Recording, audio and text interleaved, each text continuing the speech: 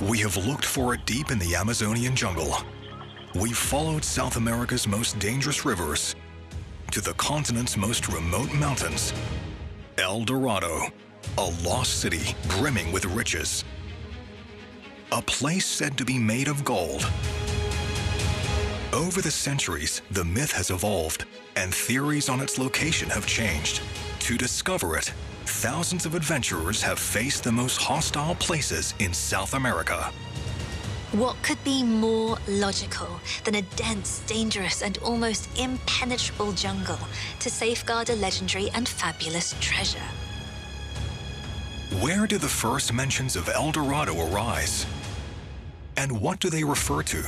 Which civilization might have had enough wealth to build a city of gold? Who knows what else is buried deep in the Amazon? Fantasy or reality? An investigation into El Dorado, an obsession, and the most coveted treasures in history.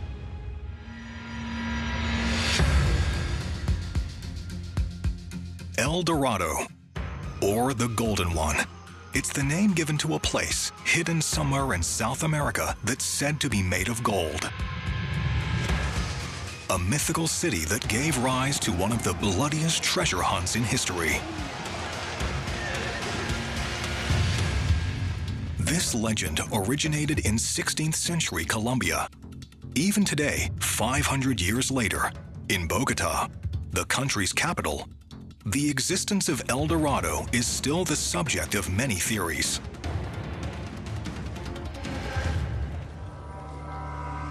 The famous Gold Museum houses more than 35,000 gold objects, ornaments, necklaces, bracelets, all dating from before Christopher Columbus and the first Spanish settlers arrived in the Americas. These precious relics are proof of the wealth of the people that lived in the region at the time, an abundance of gold that fueled the legend of this mysterious city of gold, a place that no one has yet managed to locate. To investigate its existence, we have to go back to the origins of the myth.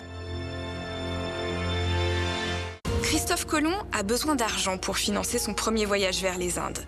Il cherche une nouvelle route vers ce qui correspond pour nous aujourd'hui à l'Asie et plus précisément à l'actuel Japon. Pour convaincre les rois catholiques, Isabelle Ier de Castille et son époux Ferdinand II d'Aragon de financer son expédition, Colomb leur promet de leur ramener de l'or, beaucoup d'or. Les souverains catholiques en ont besoin, notamment pour mettre sur pied une nouvelle croisade afin de reprendre Jérusalem au sultan mamelouk d'Égypte qui règne sur la ville depuis plus de 2 siècles. To secure this patronage, Christopher Columbus used the lure of gold, relying on the tales told by Marco Polo during his travels in Asia at the end of the 13th century. During his visit to Burma, Marco Polo recounted his fascination with the golden pagodas in Buddhist temples. Columbus convinced his patrons of the existence of similar treasures to be found on his voyage and launched his first expedition on August 3rd, 1492. 2 months after his departure, on 12 October 1492, Christopher Columbus landed not in Japan as he had expected, but in the Caribbean. First in the Bahamas, then in Cuba, and finally on the island of Hispaniola, present-day Haiti.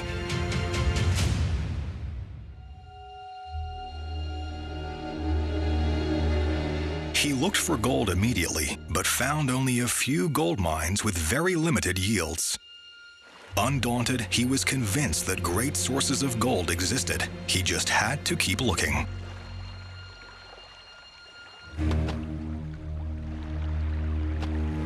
Christopher Columbus subscribed to ancient beliefs that gold, like silver or precious stones, obeyed specific laws well known to alchemists. Gold was considered a living thing, and to grow, it depended on the sun. So it was logical to look for gold in the hottest regions of the planet, the intertropical zones on either side of the equator. The stories told by Christopher Columbus gave rise to what quickly became known as the myth of the cities of gold. According to the explorer, these cities must exist, and that place must be in America. It wasn't yet El Dorado, but the cities of gold Columbus spoke of were a beginning. This was the fertile ground for the seed of the El Dorado myth, which in a few years would become an obsession for the conquistadors, including Hernan Cortez.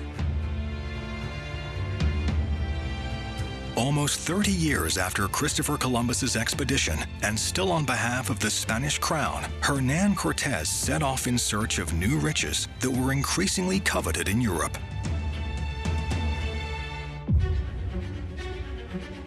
Leaving Cuba in February 1519, by April he landed in Veracruz, on the coast of what is now Mexico, right in the heart of Aztec territory, one of the most advanced civilizations in the Americas. Its leader was Montezuma II. The Aztec people had occupied the region for several centuries. They built cities with religious temples and majestic palaces, the remains of which can still be seen today.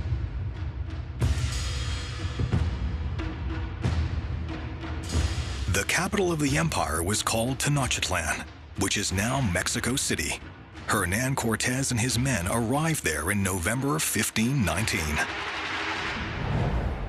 They were welcomed with great pomp by Emperor Montezuma II, who gave them a tour of his sumptuous palace.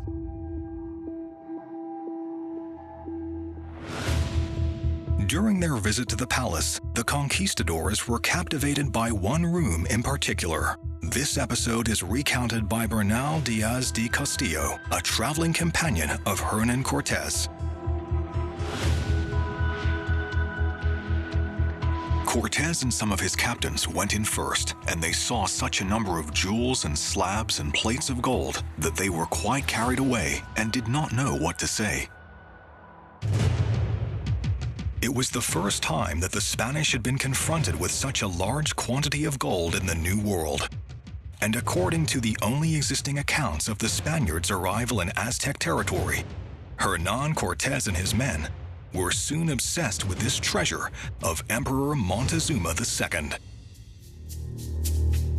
All sources claim that Montezuma II graciously offered it to Cortez as a sign of goodwill, peace, or perhaps submission. But these accounts come from the point of view of the conquistadors.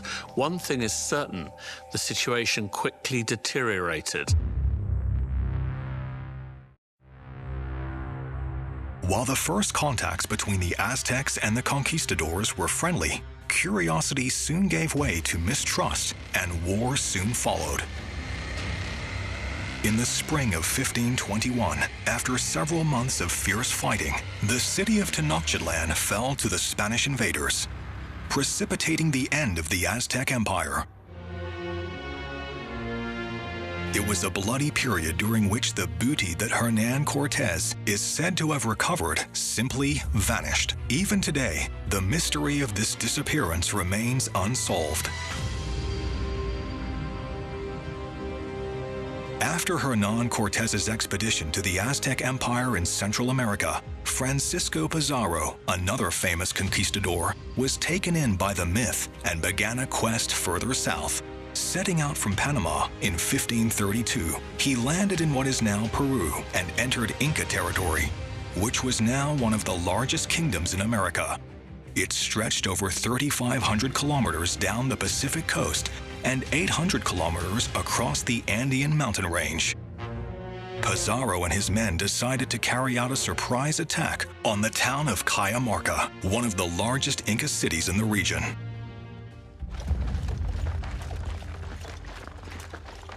Les Incas sont alors divisés en proie à des luttes intestines.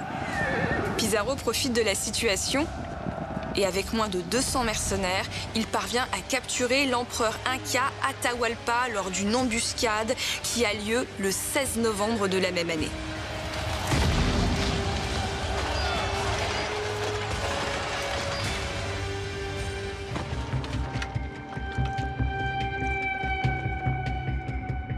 L'empereur Inca remarque vite que les conquistadors sont obsédés par les métaux précieux.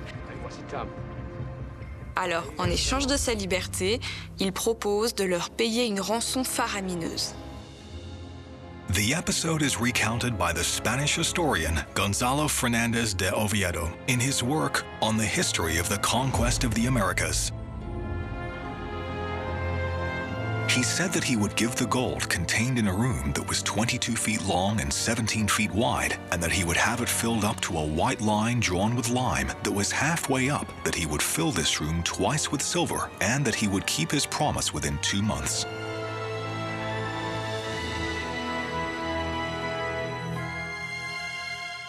According to historian Gonzalo Fernández de Oviedo, the Inca emperor pledged to deliver more than 6 tons of gold and twice as much silver. For weeks, precious metals were delivered from every corner of the empire, a treasure estimated at over 350 million euros. Pizarro and his men sent a fifth of the hoard back to Spain and split the rest. But in a worrying trend, the conquistadors reneged on their agreement and ended up murdering Atahualpa.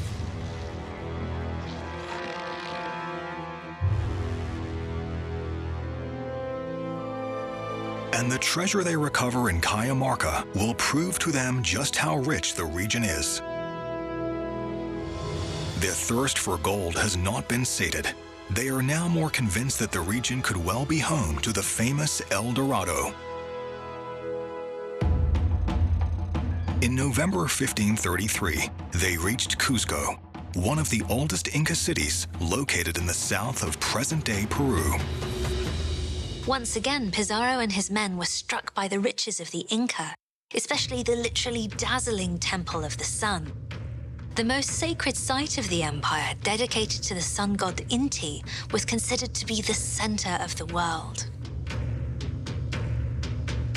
The temple is part of a larger religious complex called the Coricancha, which in Quechua, the language of the Inca, means enclosure of gold. The walls of the Coricancha were adorned with a gold cornice, and the interior was said to be studded with emeralds.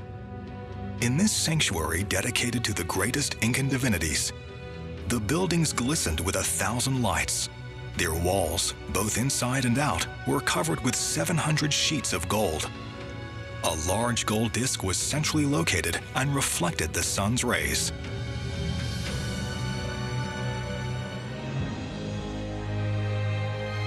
But the temple also contains something even more special. A jewel-encrusted gold statue, the Punchao.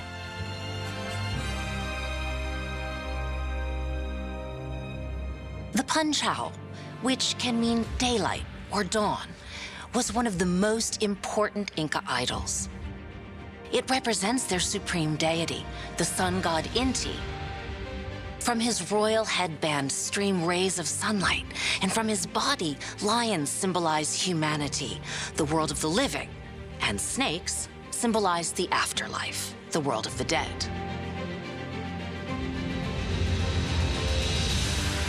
Inside the Coricancha, a sumptuous garden was dedicated to the god Inti. Everything was made of gold and silver. There were sculptures of llamas, jaguars, monkeys, and birds.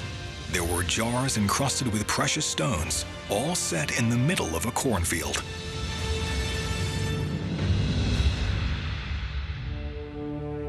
Part of this fabulous treasure had already been stripped to buy the freedom of the Inca Emperor Atahualpa.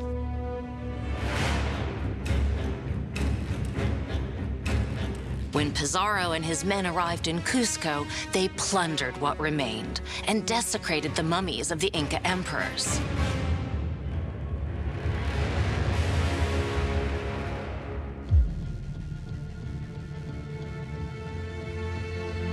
The capture of Cusco by the Spanish was one of the events that precipitated the fall of the Inca Empire. Peru's gold reserves, plundered by the conquistadors, were soon exhausted.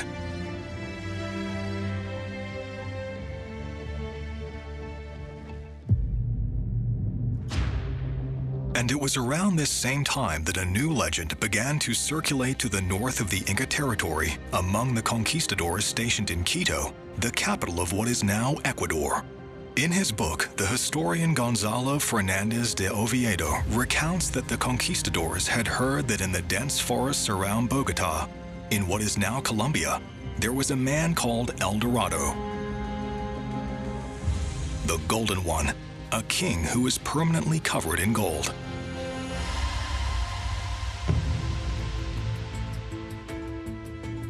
When I asked why this prince was called the Golden Chief or King, the Spaniards who went to Quito said that, according to what they understood from the natives, this great lord covered himself with gold powder as fine as ground salt, without wearing any other clothes or dress over it, so every morning he would coat himself with a golden liquid. And on top of this anointing, the gold is ground as fine as needed.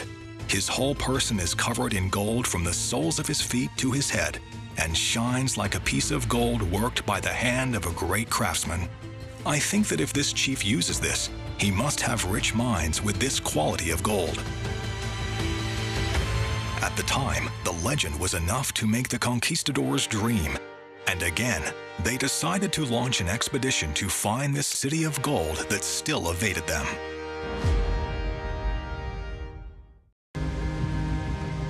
The conquistadors had heard that in the dense forests around Bogotá, in what is now Colombia, there was a man called El Dorado, the Golden One, a king who was permanently covered in gold. At the time, the legend was enough to make the conquistadors dream. And again, they decided to launch an expedition to find this city of gold that still evaded them. The expedition was launched in 1536. It was led by Gonzalo Jiménez de Quesada. From the Atlantic coast of Colombia, he set off up the Magdalena River towards the interior, accompanied by around 800 men and 3,500 indigenous people. The torrential rains made the food rot, and Quesada and his men were reduced to eating their horses and then the corpses of starving natives.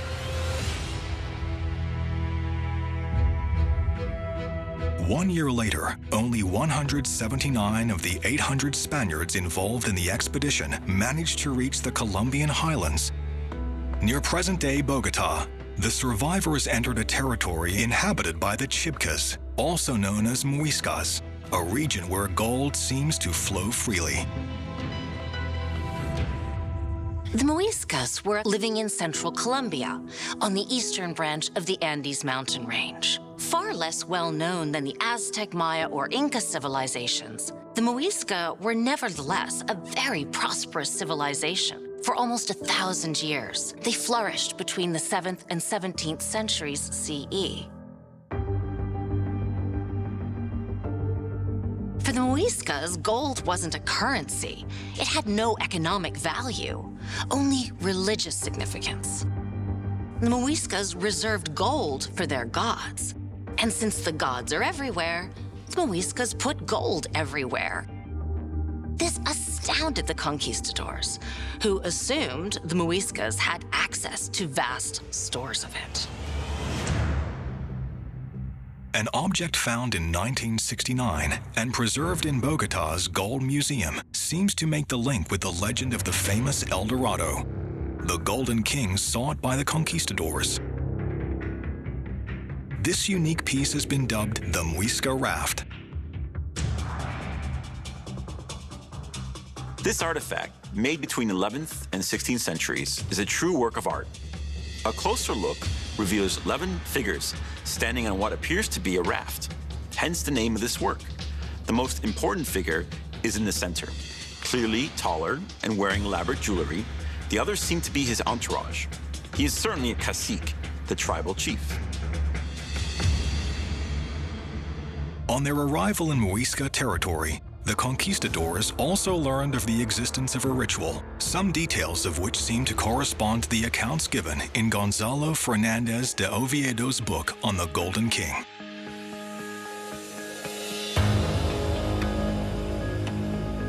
Each time a new cacique, or a tribal chief, came to power, an enthronement ritual took place at dawn on Lake Guatavita, some 60 kilometers north of the capital.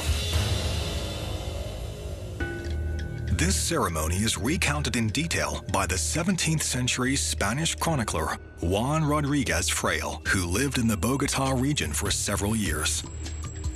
The heir to the throne was stripped naked, then smeared with sticky earth and sprinkled with gold so that he was completely covered in the metal. He was then placed on the raft, and a large pile of gold and emeralds were placed at his feet. He was to offer it to his god, and he made this offering by throwing all the gold at his feet into the middle of the lake.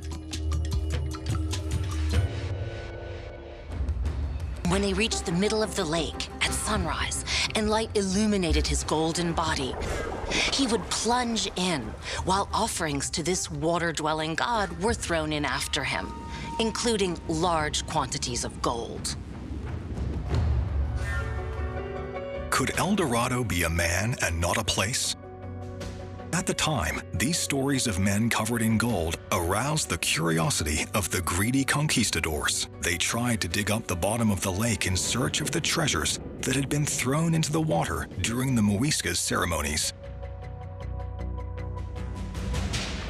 Le premier à essayer de sonder le lac de Guatavita, c'est le frère de l'explorateur Gonzalo Jiménez de Quesada. Malgré ses efforts, il ne récupère que 4000 pesos. Des années plus tard, Antonio de Sepulveda, un riche marchand de Bogota, envisage de vider complètement le lac. Il obtient une autorisation officielle de la couronne pour lancer cette opération titanesque. De très nombreux Muiscas sont alors enrôlés de force pour effectuer cette tâche. Lake Guatavita lies at the heart of a crater. It measures 800 meters in diameter and in places is 50 meters deep. To drain it, Sepulveda decided to break through the ridge surrounding the lake to allow the water to flow naturally into a canal built into the side of the mountain. The work took over 10 years, and it seems to be working. As the water level drops, gold and emeralds appear. But just as the workmen reach a depth of only 7 meters, disaster strikes. The walls of the canal give way under the pressure of the water, which rushes down the slope, swallowing everything in its path. Hundreds of Muisca workers drown.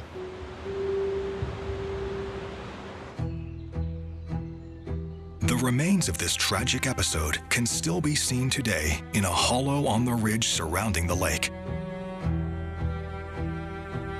Further attempts were made to drain the lake up until the middle of the 20th century, but to no avail. But for the first Spaniards that arrived in the region, the ritual practice on Lake Guatavita was proof that the Muiscas' gold resources were immense, inexhaustible even. And they were determined to plunder it all. Every time they discover a treasure, they're convinced there's an even bigger one somewhere else. Given the abundance of gold, the conquistadors were convinced that there were gold mines in the area, and they wouldn't take no for an answer.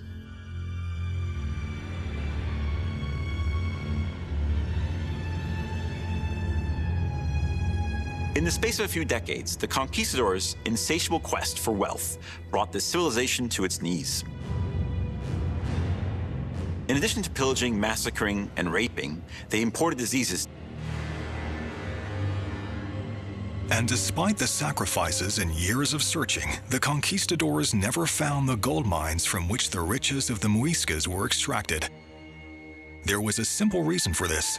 The gold didn't come from the region.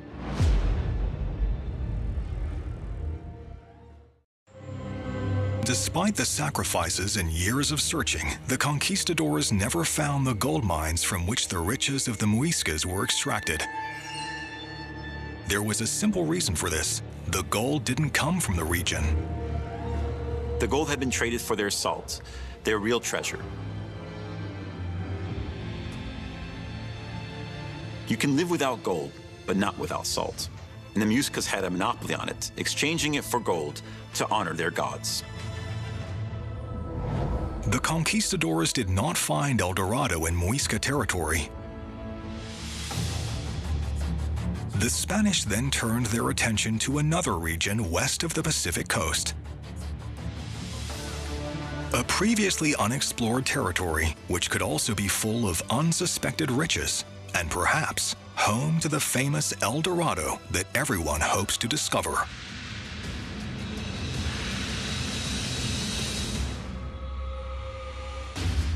In February 1541, a mission led by the explorer Francisco de Orellana set off from Quito towards the interior of the continent.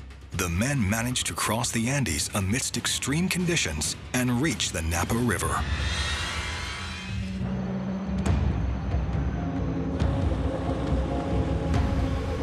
But while many members of the expedition died during the journey, Orellana decided to continue his quest to trace the river's source. After several long weeks, he and 57 of his men came upon an immense river, which would later be christened the Amazon.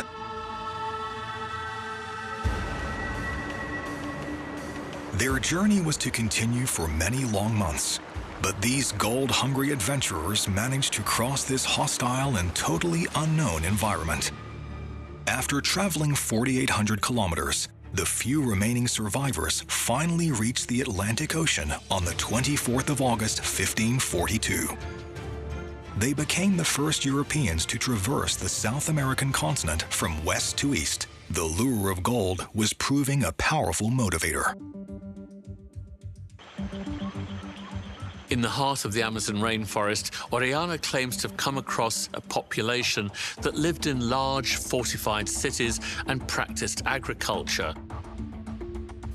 During their journey, they claim to have encountered large settlements on the shores of a lake called the Land of the Omaguas. Its inhabitants were highly skilled in working precious metals, which they exchanged for common tools. What could be more logical than a dense, dangerous, and almost impenetrable jungle to safeguard a legendary and fabulous treasure?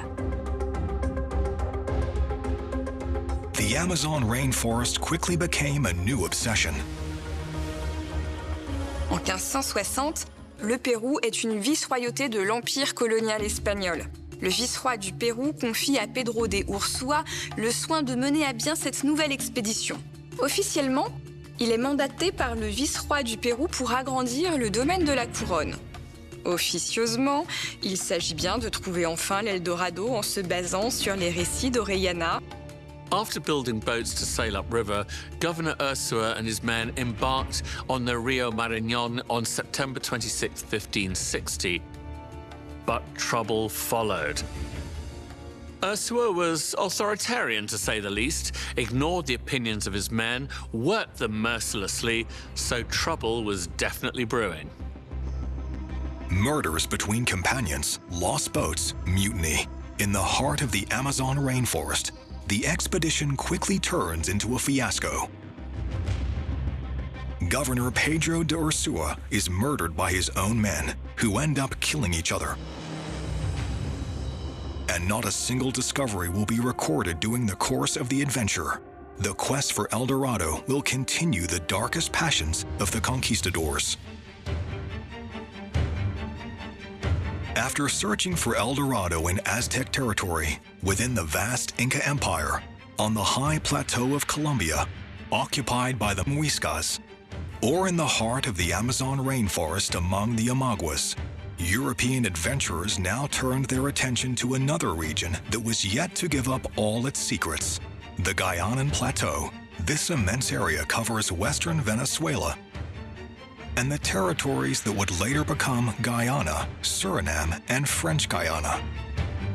At the heart of this area flows the Orinoco, an immense river, rising in what is now the Venezuelan rainforest and emptying into the Atlantic Ocean.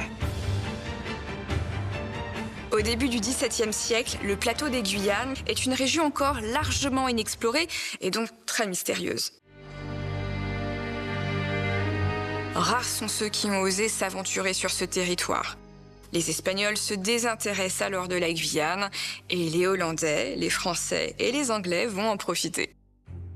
It was now the turn of an Englishman, Sir Walter Raleigh, who became one of the most fervent supporters of the theory that El Dorado was to be found in the region.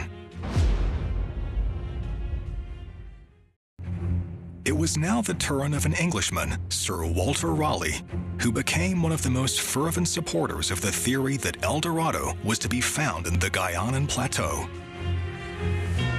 On his return from his first expedition to the Americas in 1595, he wrote a book with an edifying title, The Discovery of the Great, Rich, and Beautiful Empire of Guyana, with a report of the great gold city of Manoa, which the Spaniards call El Dorado. In it, Walter Raleigh accurately described everything he had heard about the region during his trip.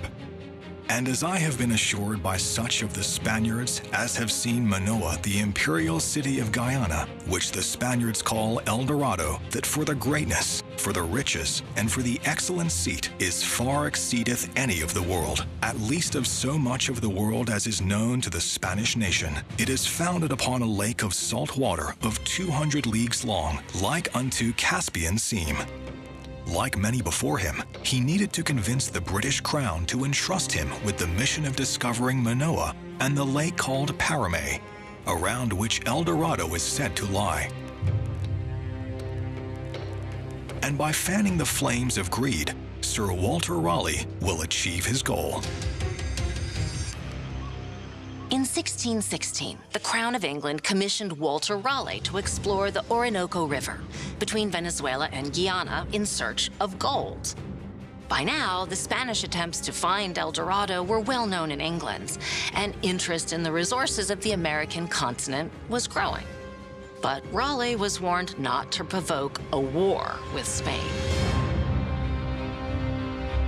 On the 7th of November 1617, the British explorer landed on the island of Trinidad in search of the gold he had promised to bring back to the King of England. But the expedition was to be a total failure. Not only did Walter Raleigh make no discoveries, but his expedition sparked off a conflict with the Spanish colonists. He was forced to return to England, where he was arrested and beheaded on the 29th of October 1618. Paradoxically, despite his failures, Walter Raleigh helped to burnish the European notion of El Dorado, even though his was the last great expedition to look for it. In the 18th century, reason and rationality overtook fantasy and myth. The conquistadors gave way to Enlightenment scientists looking for facts and evidence. Among them was Charles Marie de la Condamine, a French encyclopedist and astronomer. In 1743, de la Condamine took part in a major scientific expedition to the equator to determine whether the Earth was perfectly spherical or flattened at the poles. His account would become a veritable goldmine of information on the region. On his return, Charles Marie de la Condamine published details of the discoveries made during his mission. Zoology, botany, medicine, hydrography, and astronomy. He was also one of the very first to survey the Amazon River and its tributaries, and included an investigation on where the famous El Dorado might be hiding. In his book, the French scientist mentions the existence of an Amazonian tribe called the Manos, who extracted gold from a river called the Iquiari, and who lived in a region where there was a lake called Parahai. It seems highly likely that the town of Manoa was forged from the capital of the Manaus. The Manaus bordered a large lake. They mined gold from the Iquiari and made small blades out of it. These are true events, which, with the help of exaggeration, gave rise to the fable of the city of Manoa and the Golden Lake. While Charles Marie de la Condamine does not state with certainty that El Dorado is just a myth, he does make it clear that the information that's spread among the conquistadors may have been distorted.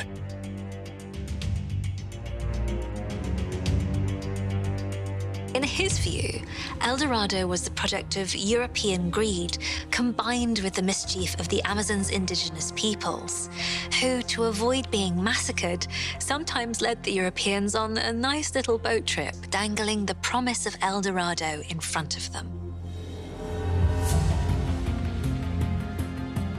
Despite this age of reason and the skepticism of scientists of an El Dorado teeming with riches, the thirst for gold only continued to grow and soon spread throughout the Americas.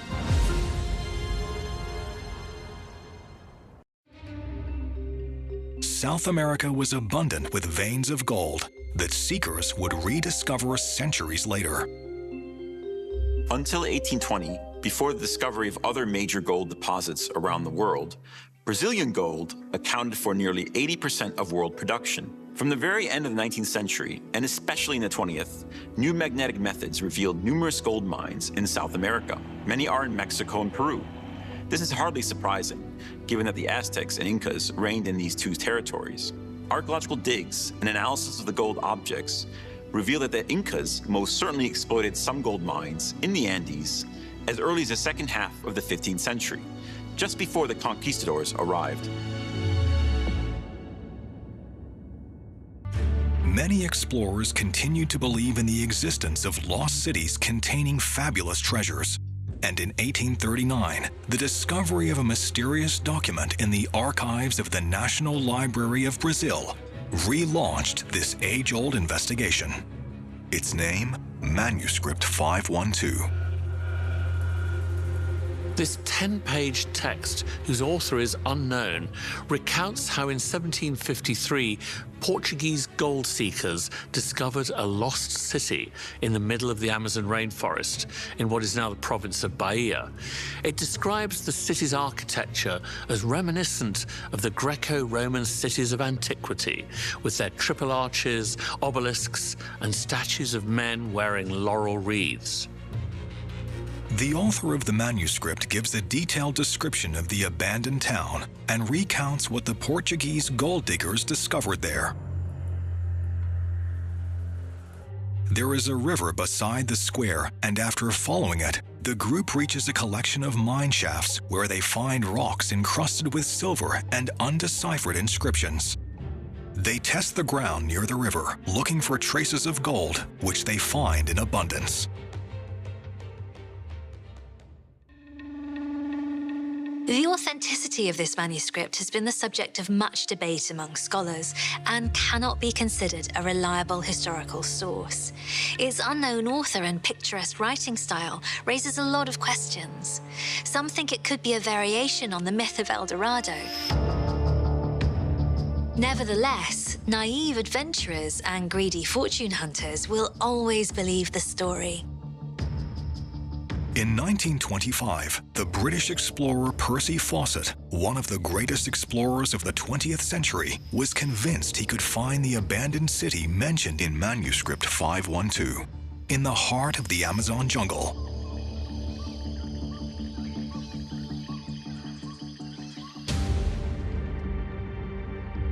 According to him, it is located in the Sierra do Roncador, the Snoring Mountain, a mountain range in the eastern part of the state of Mato Grosso in Brazil.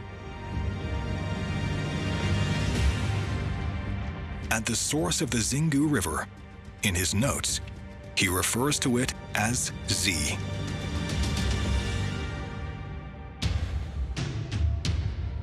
The story of his expedition will be told in a film entitled The Lost City of Z.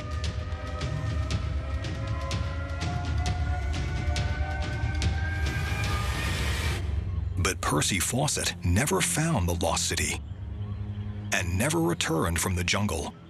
He was allegedly murdered by local tribesmen, and his body has never been found.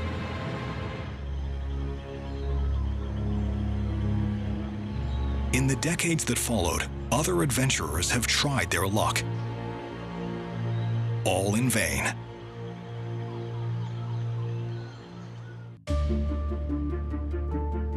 But thanks to new detection methods, archaeologists are continuing to carry out research in the region. In 1999, two researchers from the Ibero-American Institute in Finland spotted strange geometric shapes known as geoglyphs in the upper Amazon basin on the border between Brazil and Bolivia. 4 years later, satellite detection helped them to refine their observations.